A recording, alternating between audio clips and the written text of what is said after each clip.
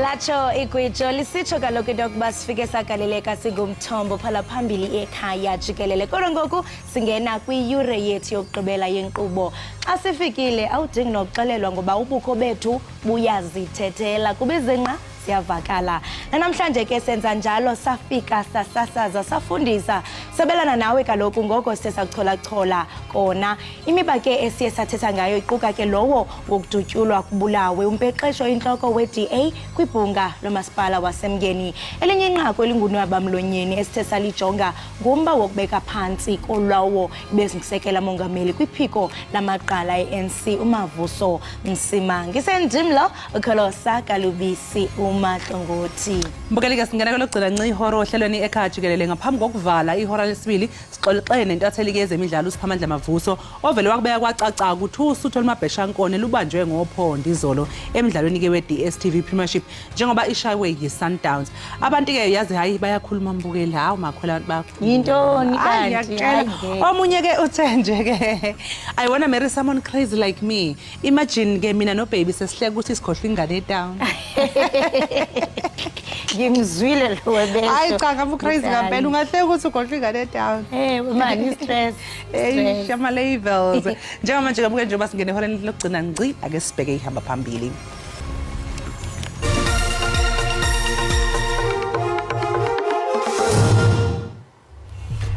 Ubuqhophololo nongaphuculi ubomi babantu zezona zathu zikhokelele kwisigqibo sorhoxa kweqala lombutho we-ANC uMavuso Msimang.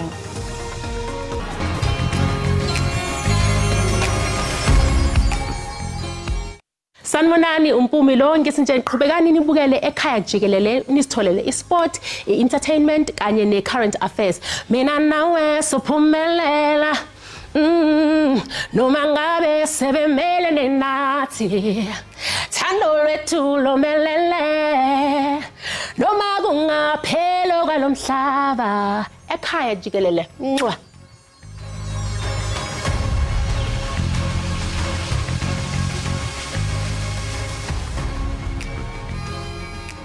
Iqala lomzabalazo nokwangumongameli we-ANC uveteran league uGqirha Mavuso Msimang urhoxile kumbutho olawulayo. Umsimang nowayelilungu le-ANC ixesha elide urhoxile ngenxa yorhwaphilizo oluquqisayo nokungangxamiseki kwenkokheli ekhoyo ngoku kulungisa lo mba. Uvakalisa unxunguphalo ngokuwohloka okanye ngokuwohloka kwenkululeko yelizwe. Kusenjalo ke mbukeli umhleli weindaba zokubuswa kwezwe lapha e-SABC umzwandile Mbeje uphawulile ke ngokwesulako kaMsimang eqenjini. If this letter had come through over a year ago, I certainly would not be surprised, given the stance and how he has been critical of the ANC and the direction and the leadership. But what surprises me, Mbali, is that this is someone who just a little over 3 months ago was elected as the deputy president of the Veterans League. Remember, the Veterans League is supposed to be the one that guides, assists, advises the broader ANC movement. But for someone like Mavuso Msimang to live just like that, so it's a huge loss for the governing party. And in fact, I think when the ANC sits down and reflects on this, they will have a lot of soul searching to do. But as I've said, Mbali, if it had happened a year ago, I wouldn't be surprised because his stance was very, very clear. In fact, he's been very critical of what has been happening.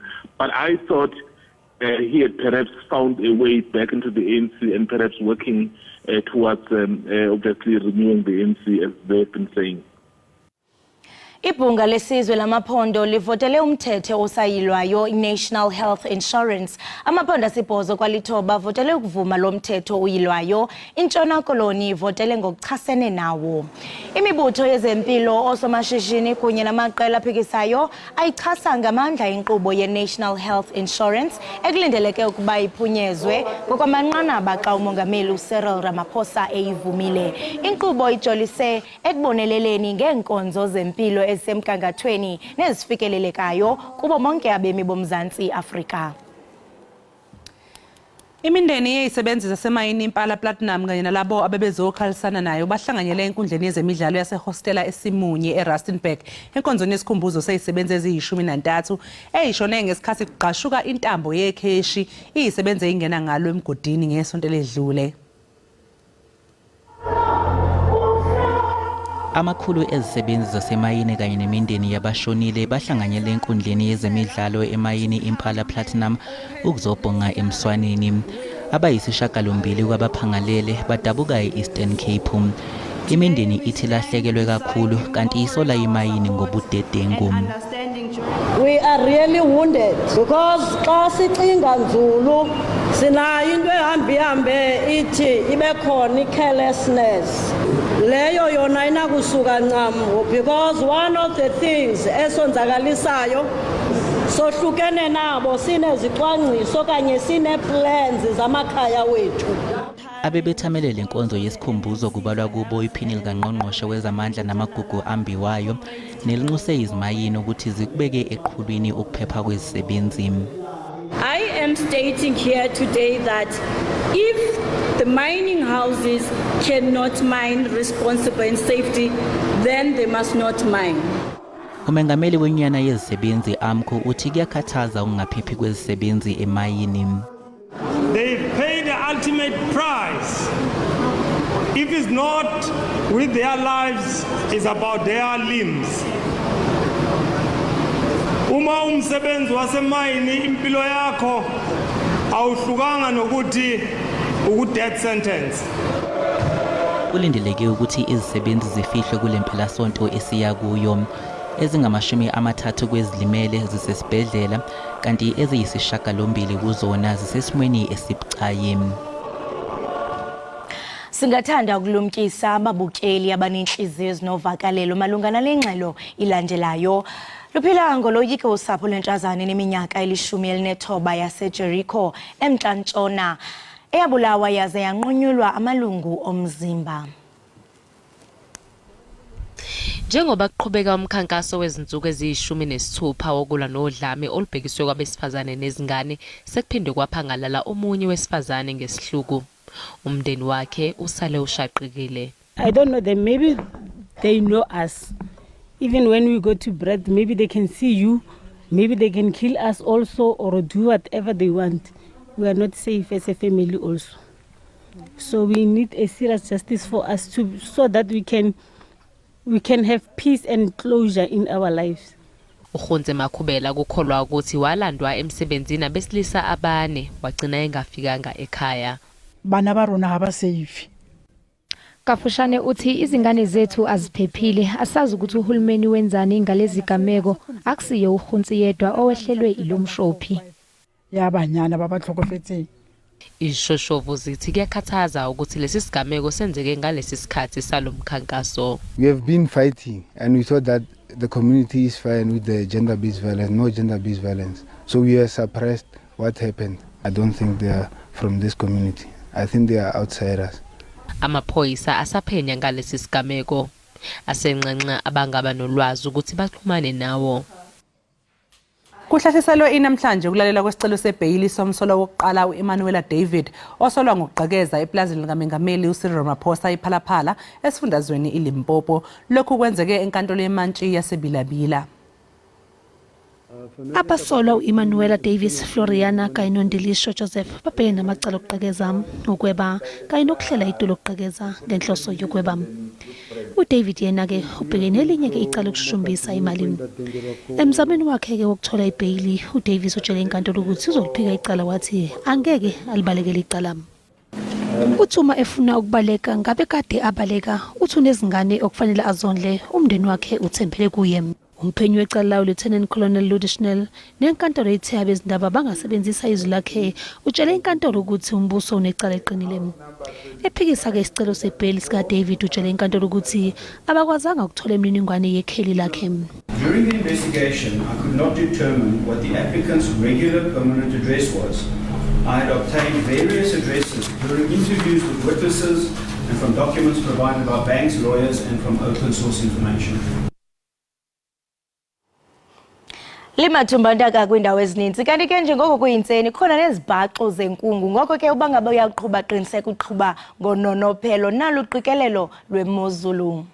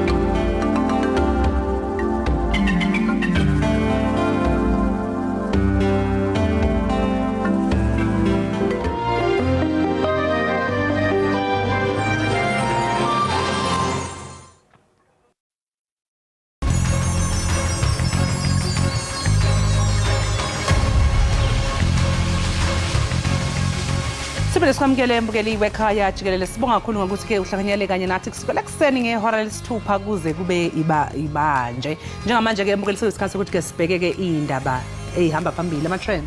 Ewe sijonga eziphala phambili pha ku X sive kaloku mbukeli into yobana zeziphi i-hashtags eziye zabanga umdla kuluntu njengokubona mbukeli pha kumabona kude. Yokuqala #Mavuso Msimang, eyesibini #NSFAS.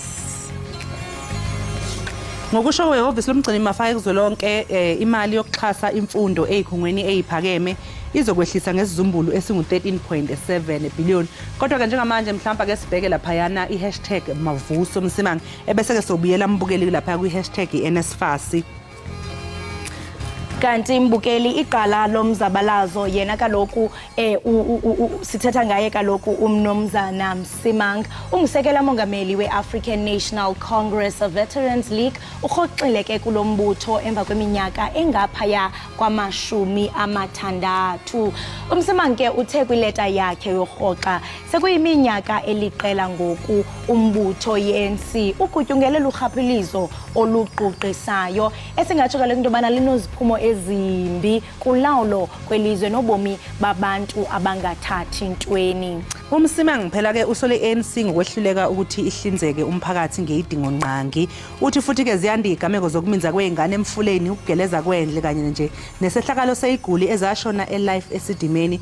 Uthi ke ukwehla kwezinga lokweseka kweqembu emphakathini kubangela phela inkohlakalo yamalungu eqembu ANC kanye nokuthi nje ayesetshenziswa ukuze ke ahlomule. Ubalule nje nokuningi ke nanokuthi uhulumeni uyehluleka ukwenza umsebenzi ngendlela kwazise phela kujutshwa ezikhundleni abantu abangakulungele enhlobo ukwenza ke umsebenzi uthile. Umavuso Msimang ushiya ke i-ANC nje sekuphele iminyaka engama-60 60 years eyilungu le-ANC. So ke isikhala sakhe sizozwakala ukushiya kwakhe lapha kwi-ANC kuzokuba nomthelela impela ke othe ukuthi ngoba ungomunye babantu ke bekhona lapha ebuholini njengoba ke sazi phela ukuthi ke ubeyisekela lamengameli we-Veterans League. Ake sizwe ukuthi ke baphawule bathini abasebenzisi baka-x.com lapha yana einkundleni ke zokuxhumana ku-x.com. Ubrahloni uthi ANC veteran Mavuso Msimang was very vocal under Jacob Zuma. However, he never resigned. He still saw a future. He has now resigned. He feels the ANC can't be rescued from itself. Ubrahloni ke uyasho ukuthi ke lowo semkantshubomvu uMavuso Msimang wakhuluma ngezinye waphawula ngembono yakhe ngesikhathi kusaphetheke lo wayengumengameli uJacob Zuma kodwa ke azange esula njengelungu leANC ngaleso sikhathi wayesabona ukuthi lisasekhona ikusasa khona okusengenzeka kodwa manje ke usesulile okusho ukuthi usiyabona ukuthi ke ayikho into engahlenga iANC ihlenga kuyo ake sizwe ke omunye olandelayo ukuthi yena uphefumule wathini. Internet uthi more members who claim to be concerned, disappointed, disgusted, let's see them follow suit. There is nothing left to fix. Uyatsho into kubana maninzi ke amaqela abatsho into kubana noko lento iyabaxhalabisa kwaye badanile kwaye ke bangatsho into kubana bonyanyile kananjalo uthi masibabone bezeka mzekweni kuba ayikho into engathi kanti iyalungiseka. Ku-internet ke lowo ebeka uluvo lwakhe. Daniel Thabo yena uthi I hope people like Max Sisulu will follow suit. Those are people with integrity. I hope Msimang will not leave politics. South Africa will be poor without them. Although they had all the chances of enriching themselves, they chose not to. Most probably the thing that makes him angry is weak SG. uDaniel uyasho ukuthi uyethemba ukuthi abantu abafana noMax Sisulu nabo bazokwenza okufanayo njengalokho sekwenziwe uMavuso. Uyasho ukuthi kuba ngabantu abanesithunzi abanesidima abasebenza ngobuqotho futhi uthi uyethemba ukuthi uMsimang ngeke azayishiye ezepolitiki ngoba phela iNingizimu Afrika ingasala impela ihlwempu ngaphandle kwabo esesho ke mhlawumbe ngokusho phela kwakhe ukuthi ubona ukuthi ulwazi lwabo lunzulu abanalo lungashiya keNingizimu Afrika ingekho uma bengasekho laphana kwezepolitiki. Uthi babe nethuba lonke lokuthi nabo babengaba ngogombela kwesakhe bathathe bafake emaphaketheni abo kodwa ke bakhetha ukuthi bangakwenzi lokho. Ake sizwe futhi ke abanye baphendule bathini. Ungwenyanhlanhla uthi if that resignation letter is true, I understand the pain wrought on Mavuso Msimang, but I still wonder where is the energy to save SA? Why was it easy to save SA from tender scandals at SAA, but nothing on the actual stealing of the entire SAA? Zishaphi ungwenyanhlanhla apho uyambona into bana unemibuzo into bana ubangaba ngenene le leta yokubeka phansi intambo kwakhe uMavuso Msimang inyani uthi uyaqonda inhlungu ephezi kwakhe kwaye ke unombuzo wokuba ingaba aphina amandla wokuba kanti kukhuseleke yona iSave SA. Uyatsho into bana kutheni nje kulula for iSave SA ukuba kanti ikhuphe izikandali pha kwi-SAA kodwa ke uyazibuza into kubana ngenene nangenyaniso kwenzeka ntoni kukhale nyonini.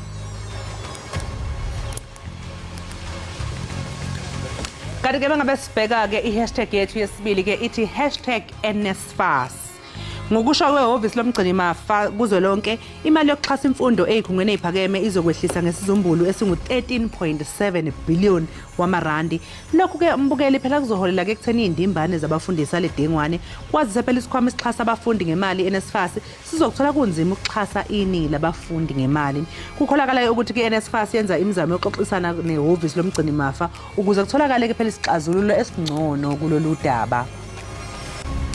Kanti ke mbukeli abafundi ke abaxhomekeke kwinkxaso karhulumente kwizifundo zabo bathi baxhalabile kwaye banoloyiko lokuba amaphupho abo aza kutshabalala xa benokuthi kaloku bakhutshelwe ngaphandle ekufumaneni inkxaso mali yango 2024. Uyaqonda ukhumbule kaloku mbukeli into kubana esi ibisisikhalazo salonyaka abafundi bekhala kakhulu ngaye uNSFAS besithi into kubana ngenene nangenyaniso kukhale nyonini abanye bekhutshelwa ngaphandle besithi into bana ba stranded abana mali kodwa ke baye baphefumla napha ku-X bephefumla ngalomba sithetha ngawo. Unalajenga uthi people have been abusing NSFAS system for years, using their unemployed uncles, aunts, IDs to apply, whereas their parents can afford.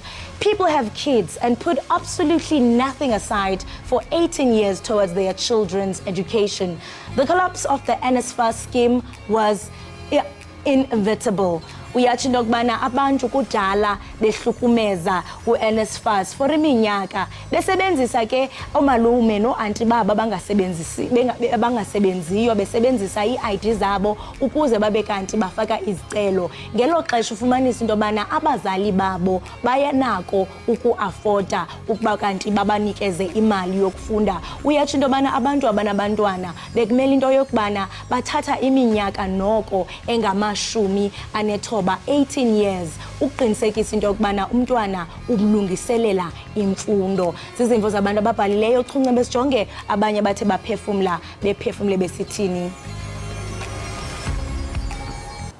Umpumelelo PN uthina blaming struggling South Africans for the systematic failure of NSFAS and not the government is one of the reasons why we're in the mess we're in right now. Sizwe omunye umbukeli ukuthi uPaul wathini lapha ku x.com mayelana ne#NSFAS. Uyathi dokubana at the polls next year I'm going to be one of the youth who won't forget the numbers of classmates who were defunded in the middle of the year, others not receiving allowances and others deregistering. 157,908 NSFAS Go students paid 80,000, losing funding for 2024. Uyathi ndokubana kulonyaka ozayo yena uzoba ngomnye wabantu abatsha abangasoze balibale inani labafundi okanye iclassmates ababekanti badifundwa imali yabo phakathi enyakeni. Uyathi ndokubana abanye zange bafumane inkxaso kaNSFAS kwanyanzeleka into yokubanye abanye badiregisterishe. Uyalisho ke nenani labafundi ebebeziziporho ababhatalwa nguNSFAS esingathi into yokubana ukubhatalwa kwabo kwakungafanelekanga. Uyathi into yokubana ke 80,000 babe balahlekelwa inkxaso for unyaka ka-2024. Uphawulile ke no-Emmanuel Munyayi ethi saying that they shall budget appropriately while they've been failing all along, it's only a myth. What is the plan about the 158,000 Go students who are receiving NSFAS? Who has been held accountable? Politicians with poor South African vision has collapsed the state.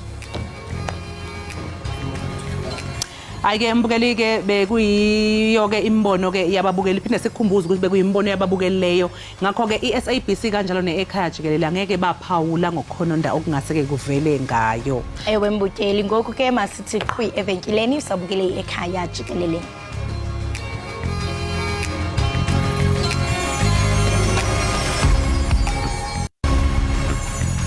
Siphinde sikwamukele mbukeli Ekhaya Jikelele. Sibonga kakhulu ukuthi usahlanganyele kanye nathi.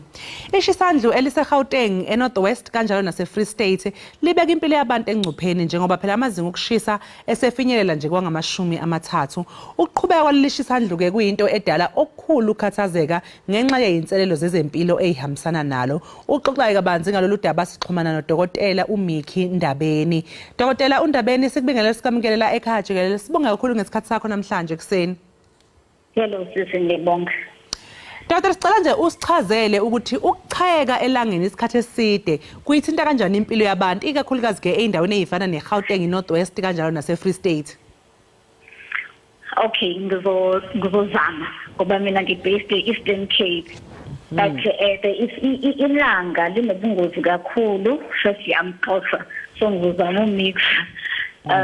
Ilanga linobungozi specifically esikhumbeni ukuthi nawo expose elangeni isikhathi eside uba semngciphekweni ukuthi ungadevelopa ama-skin cancers nokuthi ungasha esikhumbeni ube ne-sun damage which can present ngobubomvu esikhumbeni noba ama-blisters.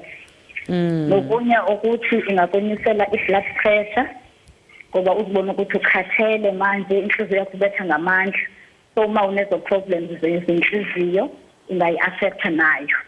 Uma umuntu onenkinga with breathing issues or respiratory issues, asthmatic noma une-rhinitis noma sinus problems, too much heat ingakuvuselela lezo zinto. Nokuthi anyone or anybody on a existing medical condition ingazenza kube worse, it can exacerbate any existing medical condition. Dr. Ngiyeza njengoba ubala ke abanama medical conditions ingabe mhlawumbe lelo sekuwuhlobo oluthile lwabantu esingathi kuyingozi kakhulu ke kubo ngokwezempilo ukuchayeka elangeni futhi ke mhlawumbe yiziphi ke inyathelo engathathwa ukuze labo bantu labo bavikeleke? Yeah, ngiyabonga lokho who suffers from albinism. Those labo bantu abasengela pigment. Labo bantu they must avoid ilanga.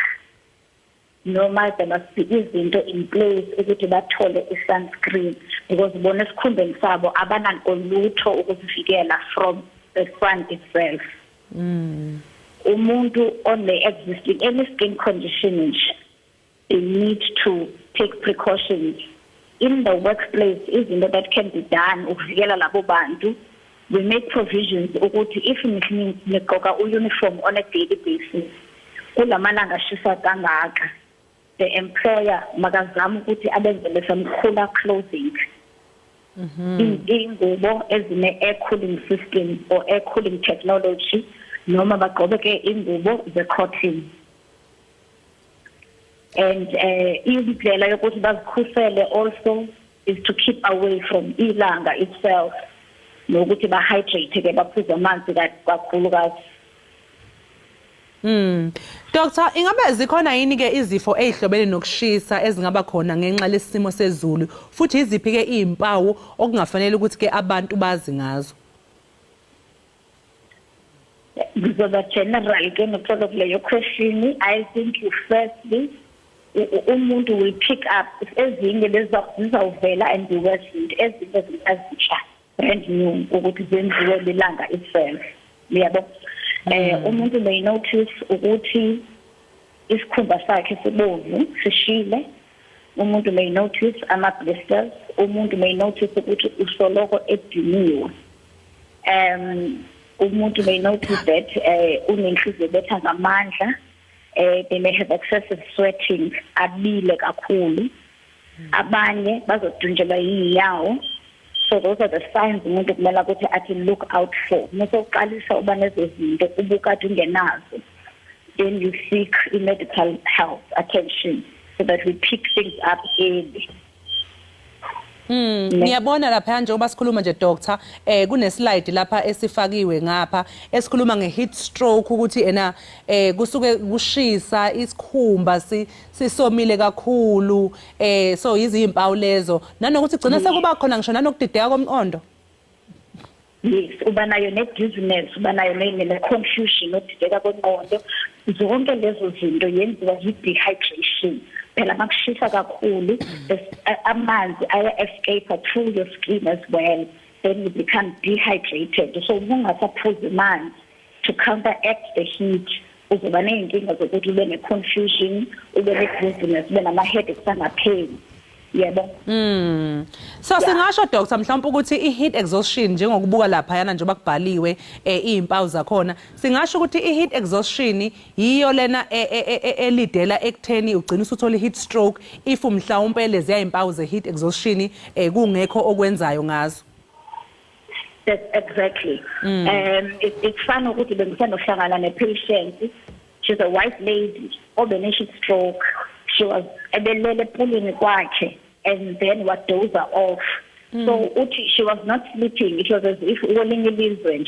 So because of that heat exhaustion, and then you fall into lento you're a bit comatose or dizzy.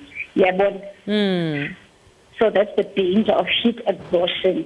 Now you end up uhlala isikhathi eside elangeni whereas ubungazi ukuthi uzohlala that long. So ukubhideka kwengqondo sesikhuluma ngakho. Uma ngabe ke doctor mhlawumbe umuntu eke sefika esibhedlela ke esenayo i-heat stroke mangenza nje isibonelo mhlawumbe ikuphi ukusizakala akutholayo esibhedlela iziphi izimpawu odokotela ababhekana nazo ukuze kuphele mhlawumbe leyo heat stroke into efana no confusion kanjena yini into odokotela abayenzayo ukuze umuntu abuyele esimeni sezomqondo? Noxola into yokuqala siyenze ukushekisha ama-vitals omuntu, that is the blood pressure, your pulse rate, and then sichekisha also temperature yakho. Then immediately ufuna kufumana i-IV fluid, we need to rehydrate ukwenzela ukuthi sibuyisela amanzi back into your system. Esimeni ke lapho ukushiswa yilanga kuvame khona njengoba sesibalile ukuthi nje ke ishisandlu lithe chithisaka lapha eGauteng nase Free State yiziphi inhlelo mhlambe zezempilo okufanele ukuthi zisetshenziswe ukuze kuncipheke umthelela kubantu? Yeah, number 1, masenze ama-sunscreen with SPF 30 available kuma-public hospitals nama-clinics. Because ikhona a group of people ekumele ukuthi bazithole freely in the public system. Okwesibili, asithabantu bakaJehova nje amanzi clean water, access to clean water, so that abantu bakwazi ukuphuza 1.5 to 2 liters daily.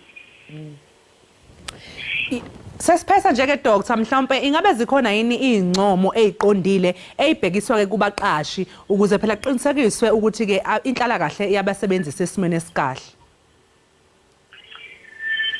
Mina personally esengihlangene nazo bakhona abasebenzi abavumelayo ukuthi abasebenzi babo bagqoke ucotton in the workplace, babenzele special uniform.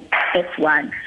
Okwesibili ukuthi they make sure ukuthi abantu bakushade, ngenzekelo security guard, ngenzekelo ngomuntu ocleanayo ukuthi bayanikezwa ama breaks as well as nokuthi they are always in the shade. Sibonga kakhulu ke Dr. uNdabeni ngesikhathi sakho, sikufisela usuku oluhle. Thank you sisibonga mina. Mbukeli ke njengamanje ake sibheke ke njengoba besikhuluma ngayo ke imbandela nemthelela edalwa ke ukushisa kakhulu kwelanga. Ake sibheke nje ke isimo sezulu ukuthi lapho khona wena mbukeli engabe kume kanjani, ikuphi okufanele kwenze ukuze uqaphele futhi ke uyilungiselele.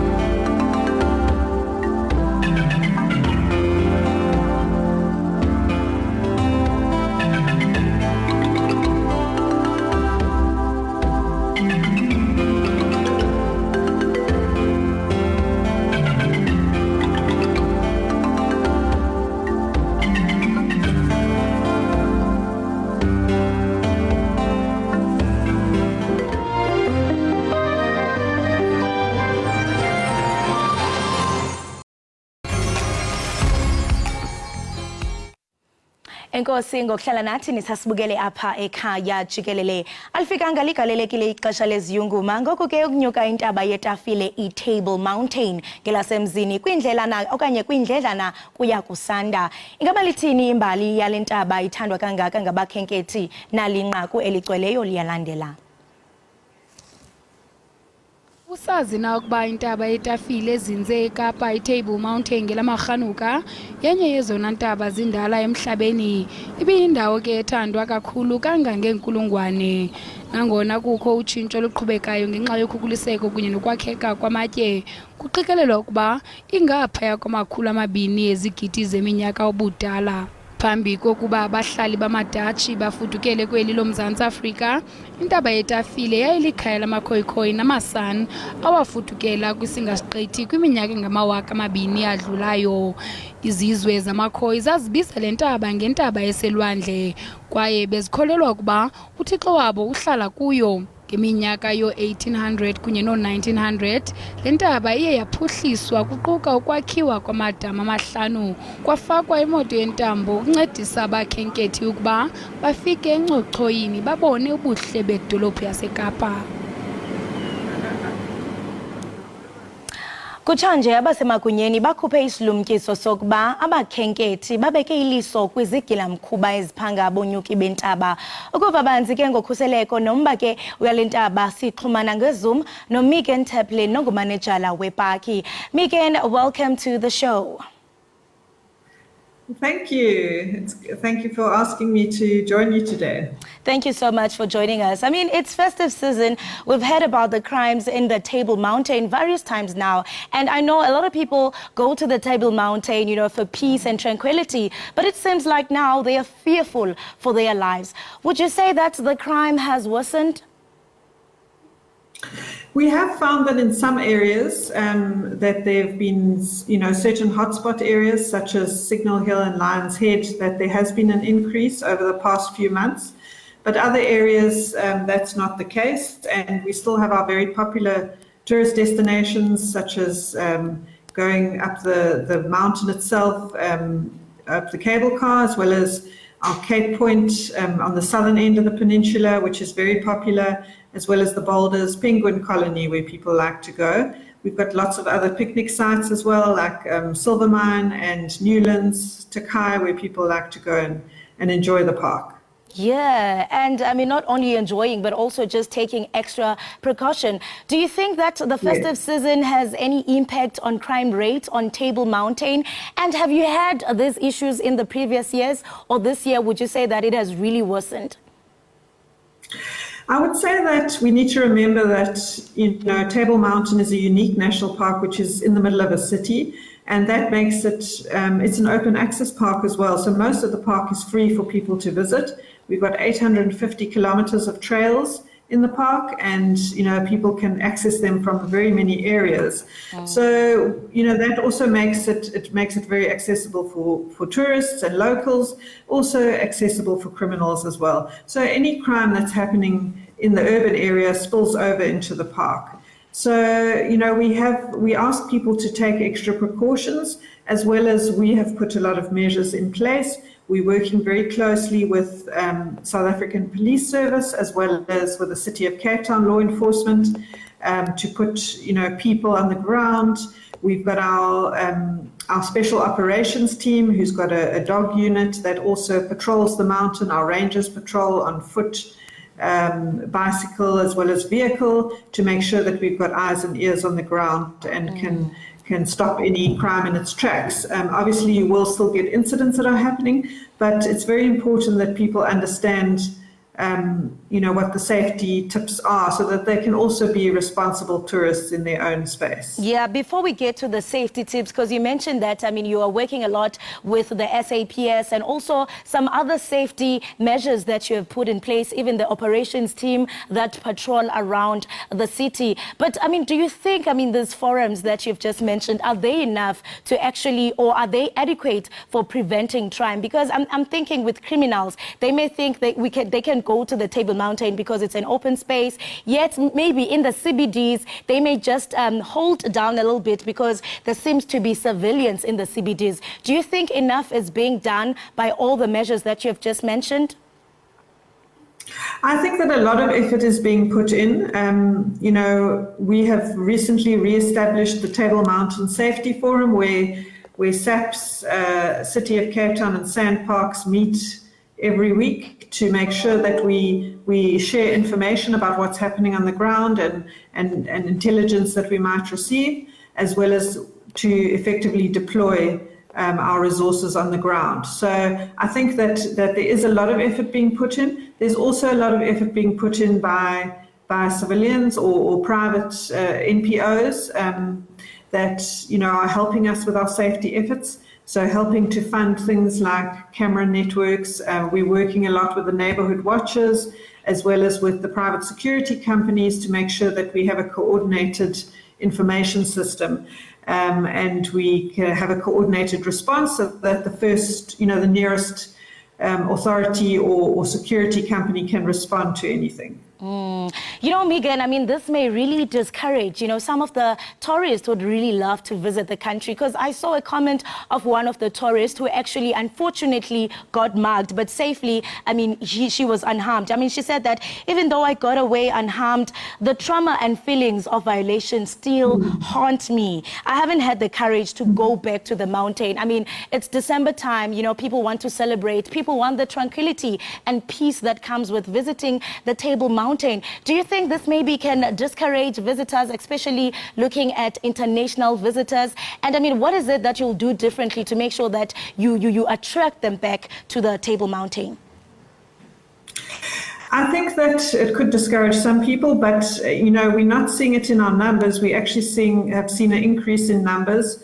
Compared to last year, we've got 30 to 40% more visitors in all our areas than we had this year than we had last year, and we're back up to the pre-COVID levels of visitors coming in. A lot of international visitors coming in from the UK as well as the USA that are visiting. So I think there's a lot of tourism coming this way. I think it's about making sure that we keep our eye on where crime is happening, because of course when you put resources into one area, one hotspot area, and you focus the efforts on there, the crime can displace to another area. So it's about keeping up with that and keeping on the ball, which we've got a lot of people deployed to do that.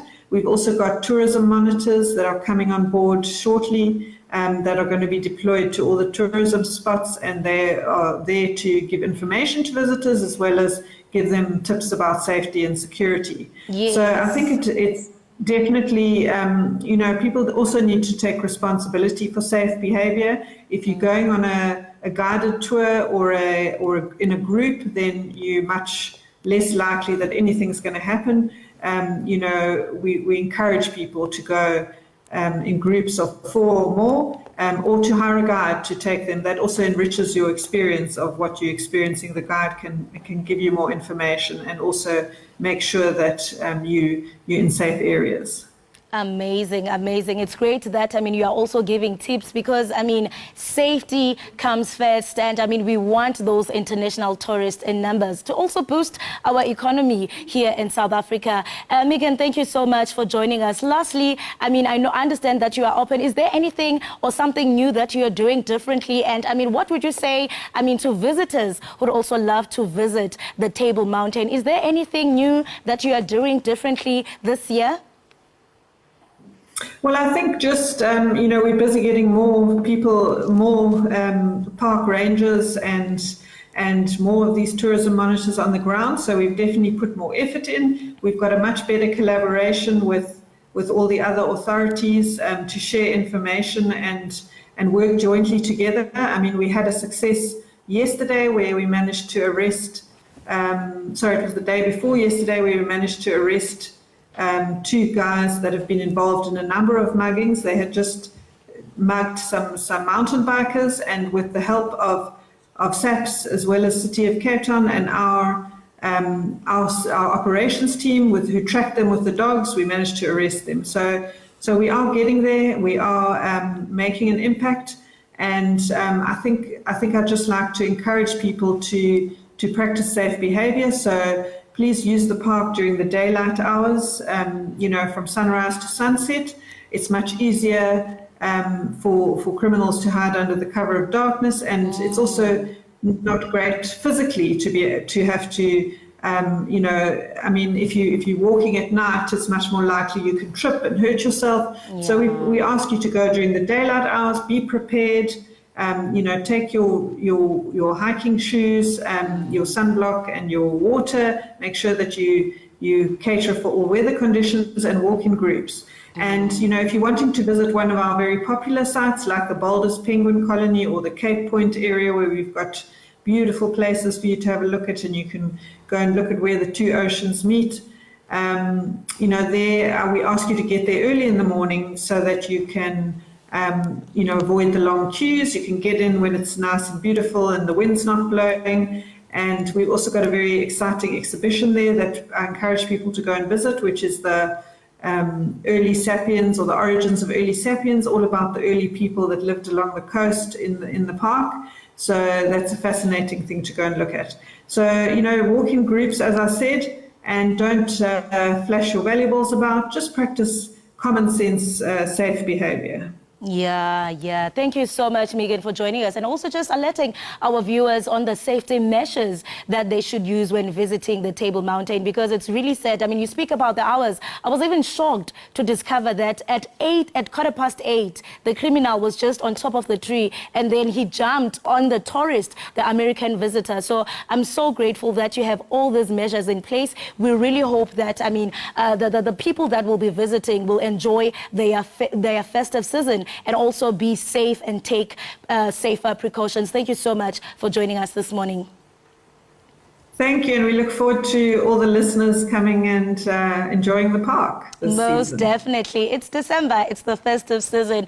Right, imbukeli we-Ekhaya Jikelele lo ke ebesincokola naye nguye kaloku uMegan Taplin ongumanejala la wepark. Esixelela banzi kaloku umbukeli ngenkqubo abathe bantu bayazibeka uqinisekisa ukhuseleko kuyo intaba yetafile. Uyatsho ke mbukeli into yokubana basebenzisana kakhulu namapolisa we-SABC. Uyatsho into yokubana ke akhona namaphulo ahamba eqoqa. Uyacebisa kananjalo mbukeli into bangaba uyandwendwela i-Table Mountain, qiniseka into yokubana yonke into uyenza ngononophelo kwaye ke awuhambi uwedwa, uhamba nje noba mhlambe niyigroup nibane uqinisekisa into yokubana niphephile. Masithi qhwike evenkileni qiniseka awuqusha lazi ubukele inkqubo yakho ithanda kunene i-Ekhaya Jikelele.